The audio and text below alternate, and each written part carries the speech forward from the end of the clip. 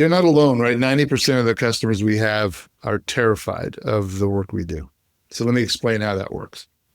So if I say to you today, Freddie, okay, we're doing a video, right? We're doing a video podcast and it's audio as well. If I say to you, and I want you, Freddie, to do 6 videos at 90 seconds to 2 minutes each on topics that you think are important to the people in your world.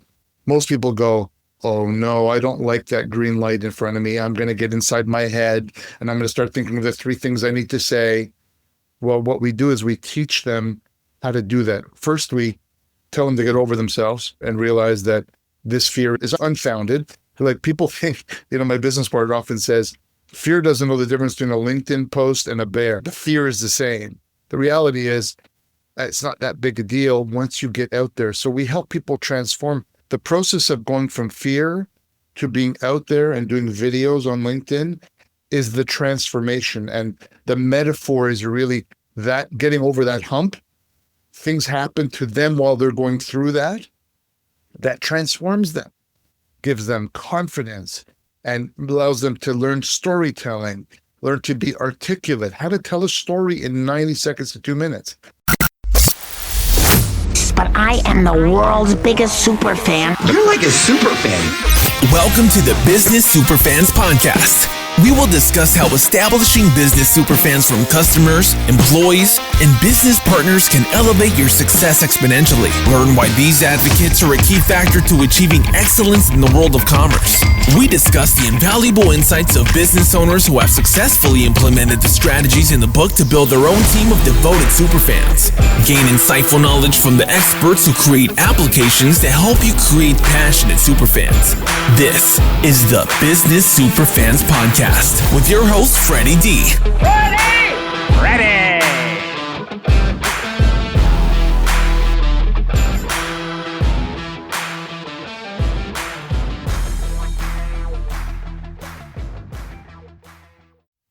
Hey, superfans, superstar, Freddie D here.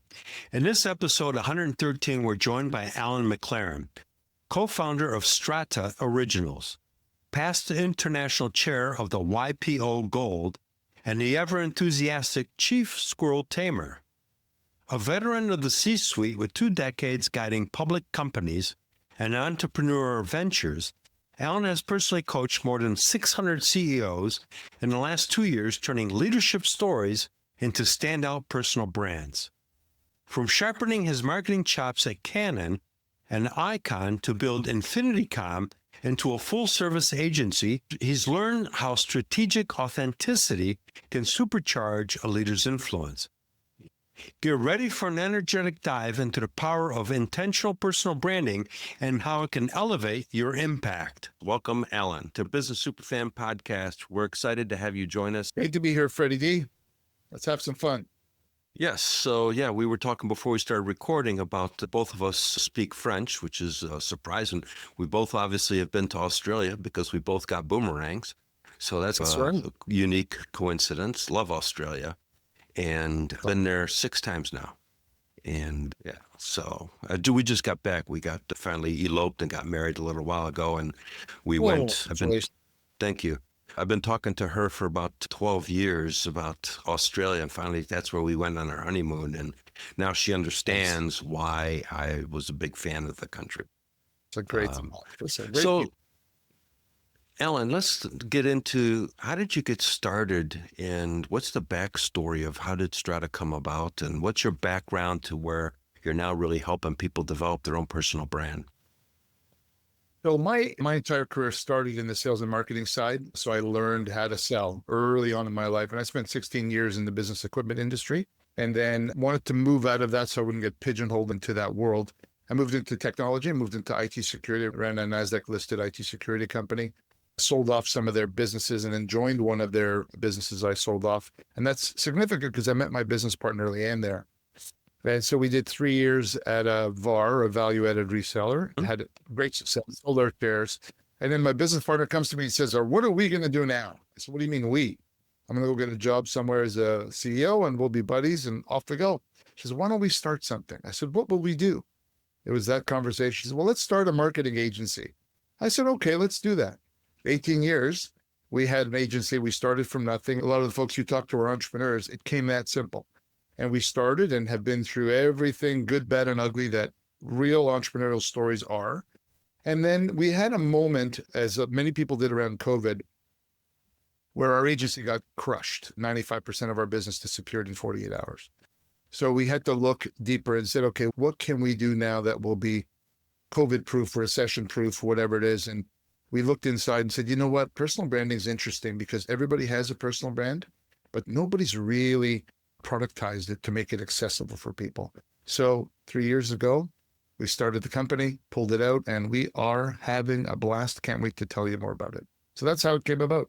Wow, what an interesting backstory. And it seems like you and I have a similar background because I used to be an engineer doing drafting, and I designed the spot weld guns that welded a 1982 Ford Escort when manual guys were doing it back then. And then I was doing a lot of 3D geometry design work on a vertical drafting board and got involved in computer-aided design in the very beginning, early stages of basically computers.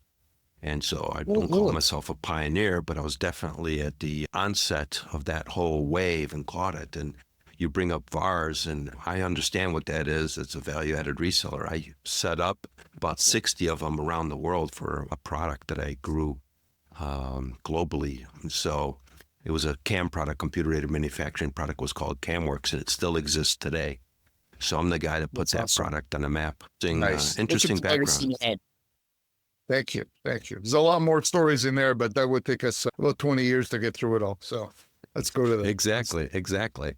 So let's talk about personal branding. And what is that really? Because I don't think people really understand what that really is and how transformative that can be. Yeah, well, let's start out at the beginning. We all have one, right? So let's start out what a personal brand is. You have one, and it's how people describe it when you're not in the room. Simple, right? So if I meet Freddie D today and I say, you know, I met Freddie, this is how I saw Freddie in my perception of him or her. And so that's the starting point. And then the question becomes, are you doing something intentional about it? Like if you have a great brand and nobody knows about it, then your people know about it, and that's okay. But if you want to grow your business or get investment or do something, you need to express your talents out in the world. So that's what personal branding is now actively sharing the gifts that you have and the perspectives that you have with the people in your world. Because selling is not what this is about. That's influencers, different world. So you have a personal brand. The transformation happens when you make a decision to get out there and share your gifts like I'm doing today on a podcast, but in different ways, speaking gigs, LinkedIn, Instagram, and the like. So that's really the definition. So how does that transform somebody when they actually get their branding put together? Because that's question. An interesting aspect, because I've always struggled with that myself. You're not alone, right? 90% of the customers we have are terrified of the work we do. So let me explain how that works. So if I say to you today, Freddie, okay, we're doing a video, right? We're doing a video podcast, and it's audio as well. If I say to you, and I want you, Freddie, to do 6 videos at 90 seconds to 2 minutes each on topics that you think are important to the people in your world. Most people go, oh no, I don't like that green light in front of me. I'm going to get inside my head and I'm going to start thinking of the 3 things I need to say. Well, what we do is we teach them how to do that. First, we tell them to get over themselves and realize that this fear is unfounded. Like people think, my business partner often says, fear doesn't know the difference between a LinkedIn post and a bear. The fear is the same. The reality is it's not that big a deal once you get out there. So we help people transform. The process of going from fear to being out there and doing videos on LinkedIn is the transformation. And the metaphor is really that getting over that hump. Things happen to them while they're going through that. That transforms them, gives them confidence, and allows them to learn storytelling, learn to be articulate, how to tell a story in 90 seconds to 2 minutes. That's a skill. Sure. Like right now, I've developed a skill where if you, Freddie, said, Alan, I'm going to ask you a question. If you do a video on it, I will point this, I will talk for 90 seconds, I will end it, I'll send it off, and it's on LinkedIn in 30 seconds. That requires time and skill to do that. But boy, Is it empowering? And that's part of the transformation that actually our clients go through. And then on the other side, they become fearless, which is so cool. It is, because I even struggle, and put myself out there. I struggle looking and talking to the camera, or actually the video screen on my laptop, and trying to record a video. And it's not that easy. I mean, it's challenging. This is much easier because I'm talking with you, for example, somebody else. I'm quite comfortable with that. But trying to do something myself, it's not so easy. And that's why we exist, right? So for those people who are naturals at it, they may not need us. They usually need us to help them uncover the gifts they don't know they have. That's the first part of the process, is to say, okay, what do I have that would be interesting to other people? Like we often get a question, why would anybody listen to me? We get that all the time. And the answer is, what you think is normal, somebody else might find fascinating. But you just got to be the one to be out there to do the work. Your presence is actually the gift. Freddie, you have gifts based on what you just shared with me. If there's an audience that's waiting to see that gift, your travels, where you were born, you speak French, all those things are perspectives you gained. And now you're doing a podcast about superfans. All those things are perspectives that only you have. You're the only human in the world. There's only one, you, and there's only one me. So that's what we get people to see. And then when they see it, now it's about, how do I communicate that authentically so that I don't look like I'm selling something or pitching something. And that's why we exist. You bring up a great point, because if you think back when we were kids, we were fearless and we would do stuff, we would pretend, and life got in the way. And as we get older, we lost a lot of those uniqueness and fearlessness. And so what you're really doing is you're helping people get back to that fearless state, so that they can you're helping them get themselves out of their own way so they can be who they are. It's a perfect way. We're actually unlocking what's already inside somebody. We're not inventing something new. We had a client the other day. She says, I never thought of myself that way. That was her words to us. That's an interesting perspective on me. Why? I have another buddy of mine who says, you can't see the label from inside the jar. Well, you're the jar, or you're in the jar. So sometimes you need help getting out of there to see how people see me. But then you can communicate that. And then the benefits of being out there are hundreds of those benefits, but it is a very enlightening and freeing to be out there. Once you get over the fear. Sure. I remember my wife, we went to a business networking function. It was a BNI meeting. And we were substitutes, and I was doing substituting for several different chapters. And a couple of people asked me, because I was reliable and I could do the commercials and all that stuff, and I have no problem speaking publicly. And so I brought her along, and all she had to do is read a sentence. We still laugh about it today, because she got in, she was all dressed up and everything else, and she looked, and there was like 30-some people in the room, and she goes, I got to stand up and read this in front of all these people. I'm going to kill you. Except she used a couple other words in there that were nice adjectives. And she did it, but she was furious. And so she ended up taking a Toastmasters speaking class. And that really helped her get herself out of the way. But we still laugh about that today. She shares that story. Yeah, I totally get what you're talking about. And that can be fearful for some people. We work with pilots, power lifters, psychologists, CEOs of billion-dollar companies, CEOs of startups. 90%, Freddie, 90% are starting with the word terrified. That's the word they're using, terrified. But that's why they need coaching to get them through that, because they'll just not do it. Right. Because the majority of our prospects that we have, what they get is not ready yet. And we try to get inside their head, what is what not ready? It's I'm really terrified. That's what it is. So we can't make them unterrified when we're not working with them. But that's the big leap. But the fun is for us to watch them evolve and thank us. One of our clients in Singapore said, this is her words exactly, Freddie, thank you for changing my life. That's a big word for personal branding, Sure. isn't it? It's transformative. So tell me why you said that. It was with my business partner, Leanne. They were crying while they were having this conversation. But she says, I now see myself the way you do. So think of how transformative that is. When someone who doesn't have the confidence to now be out there and saying, okay, I am valid, I am real, I have worth, because we all question that imposter syndrome is real and alive and well. And so our job is to help people see that in themselves so that they can express themselves in a positive way. So that's why we love what we do, Freddie, because it's not the posting on LinkedIn, it's not the YouTube work, and it's not the likes and the engagement. It's watching someone go from terrified to thriving on the other side. That's what gives us a kick. And everybody can do it, introverts alike. So if you're sitting here going, that's not me, get over yourself. It can be you if you make that decision. Oh, sure. I did part of it because I used to be an engineer, and then I went into sales. And then sales is you got to be out there. And fortunately, I have left brain, right brain, so I'm creative as well as I'm technical, which is good and bad. But so I understand that. But this is when you're talking about doing videos and things like that's a whole nother level.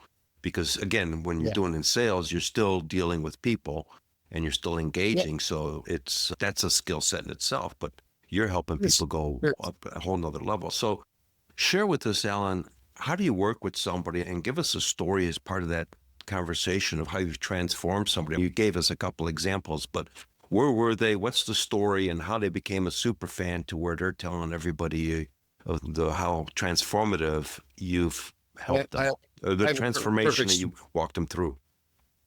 I got a couple. There's so many stories. Every customer has a story, but I'll think of one particularly. So one who attended a workshop he did a free workshop about a year ago, and stayed in touch, and we have a newsletter, and so we stayed in touch. And then one day I texted her and I said, are you ready to have another conversation? She says, I think it's time, because she was in transition. A lot of our CEOs were in transition from one gig to the next. And she says, I need some help figuring out who I am. I said, okay, so let's do that. And we went through what we call our brand DNA process, which is essentially a 90-minute forensic interview where we really dig deep into the talents and who you are, right? And then we present back who you are. And that's where we get that feedback on, thank you for helping me kind of get to that stage. But terrified was the word she used to go through this process and to get on video. And I'll give you an example. The first time we recorded video, we try to batch our content. So we'll record 6 videos at a time, and then we'll take it and become them online and do the work for them in that way. So the first recordings took 3 hours to do 2 videos. 3 hours to do 2 videos. The third time we recorded, she did 10 videos in 45 minutes. Wow. So think of the difference of 2 videos. Why? What happened? Got in her head. I have to think about the 3 things, the 3 points. What's the story? And then when we get to the place, just like you like to do podcasts, no, it's just conversation. It's like a salesperson. Somebody asked, were you and I having a glass of wine? You're from Bordeaux, so you know all about that. Mm-hmm. If you know, right, you ask the question, we're having a glass of wine, and I answer it the same way I answer it. If we were recording a video today, this is exactly how I talk. I'm not trying to use my hands more, but getting people to that authentic place was the magic. And here's what happened while she did that to create a superfan. She decided to start her own business. Wow. Coming out of that process. And she is rocking it. Why? She didn't have the confidence to do what she had an idea in the back of her head for years. And she says, I'm ready now. Now she's an entrepreneur. She's out there. She's doing great. And she's a super fan. She talks to everybody about us. And we talk to everybody about her. So that's one great story. There are dozens of others if you want me to keep going, but that's one great one. Yeah, let's go into another one. And how did you work with them? Let's go a little deeper into your process so that our listeners can understand somebody's interested in transforming themselves. What is the process that you kind of do, and as part of a story? Sure. So the first thing we do, if we focus on the video part, because that's the part that most of them are terrified of. The first thing when we do the brand DNA, they are now getting a real mirror and a lens to who they are, right? So that's a big part to really understand and feel validated they have the confidence. As we're doing that, we are cheerleading, we are insightful, we are listening, we have empathy. Those things all help, as you know, because we're dealing with humans, right? Not dealing with AI robots, we're dealing with humans. So the first part is the trust and confidence they have in the work that we're doing, which elevates them to a place. So that's the first step that happens. And it's all just basic human interaction. That's what we do. And we're very supportive. We're cheerleaders, but we're also honest. If they're messing up, we're kind, but we're saying, I think you could do better. Yeah, I think you're right. Okay, let's talk about that. You're in your head now, so we're coaching. The coaching is a really important part. Then when we get to that green light where we're doing the video recordings, that's practice until you get it. That's where we approach everything in a very loving way with our customers, even though they're CEOs. You think that they're all hard asses. They're not. They're human, they're frail, they're weak, they're strong, they're loving, they're confused, they're human. Sure. They have titles, but human. So what we work with them is to get them to a place where they feel that they're more confident in their work, but it's trial and error. And when we're doing the video work, we tell them really the simplest thing is, let's think of the title of the video, whatever we want to call it. So let's call it Why Personal Branding. What's the one point I want to make? One point. I want to make sure people know they have a unique story to tell. Let's say that's the point. And what's the story I'm going to tell to reinforce that? That's all we tell them to do. They still get in their head. And so then we kind of go backwards. Okay, let's go back to it. What's the one point? And we coach and coach and coach and coach. They get the first one done. All right, now we're done. Then they do the second one. They screw up. Take 3, take 5. Then once they get into a role, Freddie, that's where the story of 2 videos in 3 hours versus 10 videos in 45 minutes comes out, because now they develop the skill, they develop the confidence, they know what they should be doing, and their brain has kicked in where they know what 90 seconds and 2 minutes feels like when they're doing a video, as opposed to, I got to get it in, I got to stretch it out, I got to think, right? You remember when if you drove a standard car, the first time, a clutch, give shift, remove brake, press brake. What happens after you get the skill? You're not thinking anymore. It's automatic, right? That's get them out of their heads and back to what their true authentic self is.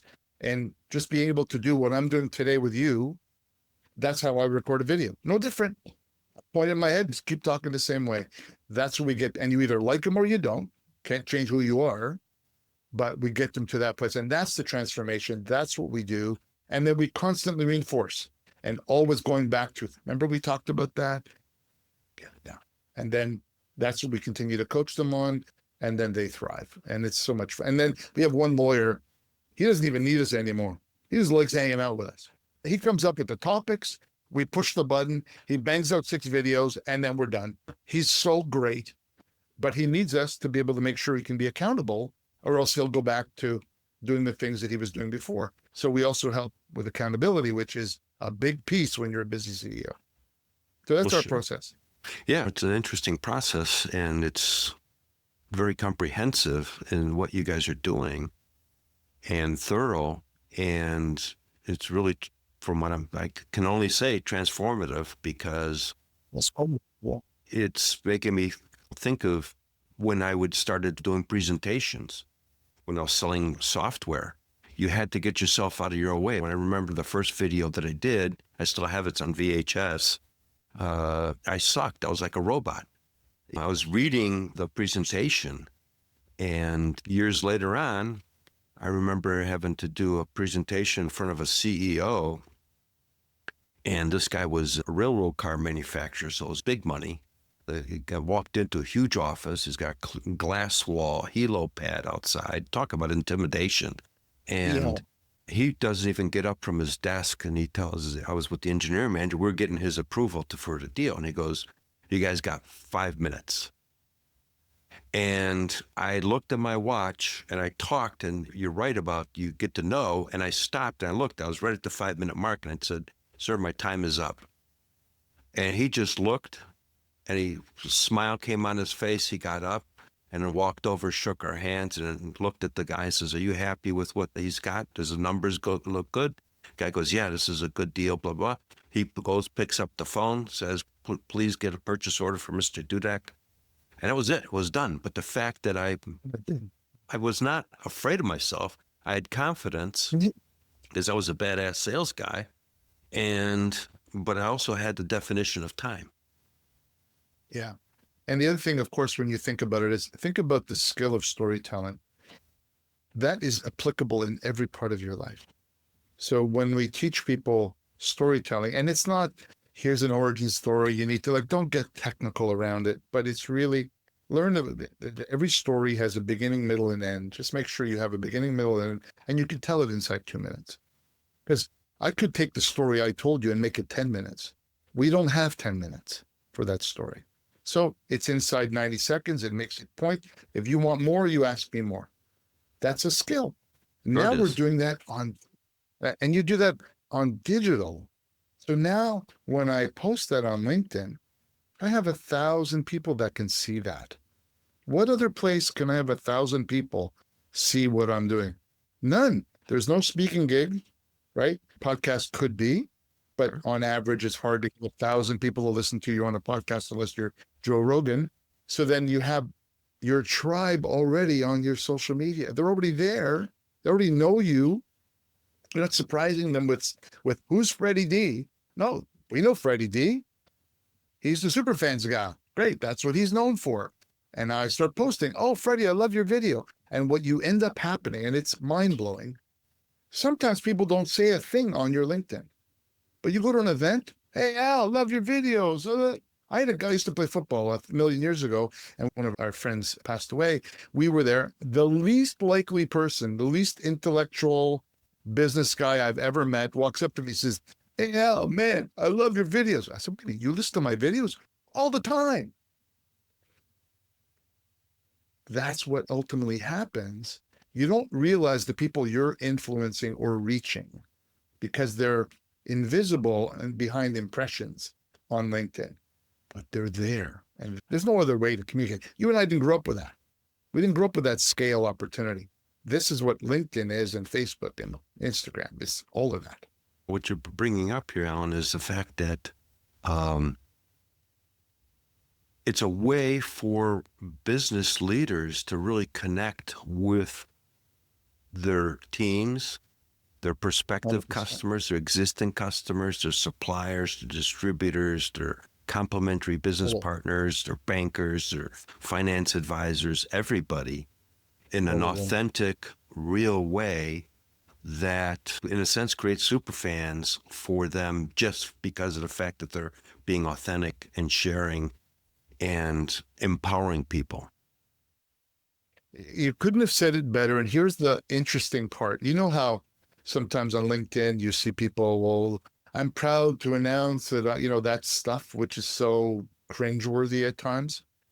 What happens when you have superfans is they're telling that story to others without you knowing about it. Right. You know, because they tag you, but you're going, where did that come from? It came from somebody you helped, somebody you influenced, somebody you made a difference in their lives, or even the video made them think about something. Isn't that cool? Yes, it's totally cool. Cool. By the generates leads. Sure it does. If you do it, you generate leads. And your audience are small SMBs, right? Don't hide behind your logo. You're the business. You're the rainmaker. You're the one doing the sales. If you're hiding behind your logo, nobody can see you. So time to get out from behind it and share your expertise with your tribe. Could be 500 people. That's a lot of people. Sure it is. That's the opportunity. That's the opportunity. Yeah, and 500 becomes 5,000. 5,000 becomes 50,000 because everybody knows at least 250 people, as they say. 100%. So, that just snowballs. Yeah. And on LinkedIn, Freddie, the numbers are, and I know this because we've done the math, if you have 2,000 people on your LinkedIn, that next level's 750,000. That next level is 15 million. So they're crazy numbers. They're unrealistic numbers, but they're possible. I don't reach 15 million people. I don't even reach 750,000 people. I don't need to reach that many people, but I know I reach thousands. How could I do that in any other way? I can't reach thousands in any other way. Right. No. So that's the opportunity in front of the folks listening. And that's really, you bring up a really strong point there because of the fact that it's a way to not only share what it is that you do, and you're sharing your knowledge, and that's a great way to help somebody someplace else. And just like you mentioned, helping that lady earlier in Singapore, you can impact someone's life in a positive way, thousands and thousands of miles away. And you may not even know it because of the fact that there's no connection, but they heard from you on LinkedIn, they saw you on YouTube, they saw you on TikTok or whatever it is, and they go, oh, that's a great little something that so-and-so shared. Alan said, Freddie D said, John said, Susie said, Kylie said, and I applied this and it really made a difference in my business. It's such a beautiful thing because outside of our business, we all have business that we want to drive and drive revenue and growth. There's a karmic side of the world, right? Do good, put good in the world, and good will come back to you. And so what we believe is when we share, sometimes we're going on podcasts that are not our target audience. There's no chance someone will become a client of ours. And you know what? We don't care because there's a part that we believe our mandate is to share this, evangelize about this, get people out there, because the aggregate you talked about earlier, how superfans get created is Freddie, and now Alan's a fan of Freddie, and now we start building that out, and my banker heard from Freddie. That ecosystem that you talk about gets created when you're doing that. So to me, it changes social media from a cesspool to something positive, because the side I see of social media is all positive because I don't engage in politics. I don't engage in religion. I want to say things, but I do that with my buddies. I don't do it publicly because it doesn't serve me. Correct. I'm the same way. 100%. 100%. Oh, I have a lot of opinions, but as soon as I put it out there, I'm no longer a personal branding and leadership expert. I'm now Alan McLaren, who doesn't like X. And you know that you can't win. You just never can win in that world. So that's the idea. Yeah, one of the things I say is an individual's perception is their reality, right or wrong, and you're not going to change it. And you have to understand it and respect it and call it a day. You know, Dale Carnegie once said, find people that believe what you believe, and that's your tribe. And I hate the word tribe because it's so divisive, but it's the people that believe who you believe. And what you find is then you start attracting more of those loving people in your life if that's what's important to you. And then you repel the ones who are not. Doesn't mean you don't have them in your life as a kind of in the circle somewhere, but they're not in your center. My center is very well protected, but I have a lot of wonderful people in my life, and I keep attracting them. In fact, 3 of my best friends started on LinkedIn. 3 of my best friends started on LinkedIn. People go, it can happen? Yeah, it can happen. 3. I talk to them every week. 1 of them is in my city, 2 are not. 2 are in America. One's actually in Arizona. One's in Boston, and then 1 buddy in Toronto. Like, come on. People go, that's possible? If you're a giver, yes. And you will deliver value at every turn, yes. Then you have a chance to build great relationships. And I still have relationships. I still have relationships when I got into the computer industry back in 1980. I'm still friends with at least one of the guys. And we ended up living together. I had the house. He rented a room for me, and we're still friends 45 years later. So you're absolutely correct. And I've got a gal friend that I actually went through a Three's Company situation where I had 2 girls renting two bedrooms. I had a 3-bedroom townhouse in Chicago area. But I traveled a lot because I was in the computer industry and I was installing software and doing whatever. But I had 2 girls renting from me, and I'm still friends with one of them 44 years later. Yeah, that says a lot about you. And so what, if I were to extrapolate that into personal branding, that those people would describe you a certain way. And they would start with the word, you can count on Freddie. You could trust Freddie. I don't even know you, Freddie, but I know you only have friendships that long when people can say that. So then take that to the personal branding world. You're building trust at scale. That's what it does. If you're doing it right and you're not promoting and self-promoting and doing all that stuff, that's what you're doing. So I have built likely thousands of relationships based on trust. And that's why I'll get a lead from Cyprus, and I'll get a lead from New York, and I'll get a lead from London of people I have never met before. I don't even know. They're not even my connections on LinkedIn, because I'm delivering value and they're spending time with you. Remember, if you do, video, they might spend an hour with you over a year watching your content. And then eventually they wake up and go, oh, I need to talk to this guy. They talk to you. When you're doing your first call, they know more about you than you know about them because they've spent time with you. Sure. There's no other way to do. So No, that's you're absolutely correct. You're getting my brain thinking about stuff. So because you should look there, but I won't do that. I'm working on it. I'm getting there. I'm putting stuff out. Yes, you're doing Wes. This is a big one. Podcast is a big one. Yeah, I'm actually surprised, but just the other day I found out I'm in the top 10%. And I've only been seriously doing this since November of last year. And I'm booked out through July with guests. That's awesome. So I'm doing something right. You were doing something right. It's great. It's such a great tool as well that we're using to connect us. There's no other way to do that. So this is great. And I'm meeting phenomenal people like yourself that bring value and help people. So it's a fun conversation, and I'm building relationships from that perspective as well. Yeah, stuff happens, as you know, outside of the podcast sometimes to help each other, because we're building trust together in our little half-hour conversation together. And then now you have a relationship. Oh, you need to talk to Alan, or you need to talk to Freddie. That's how the game is played.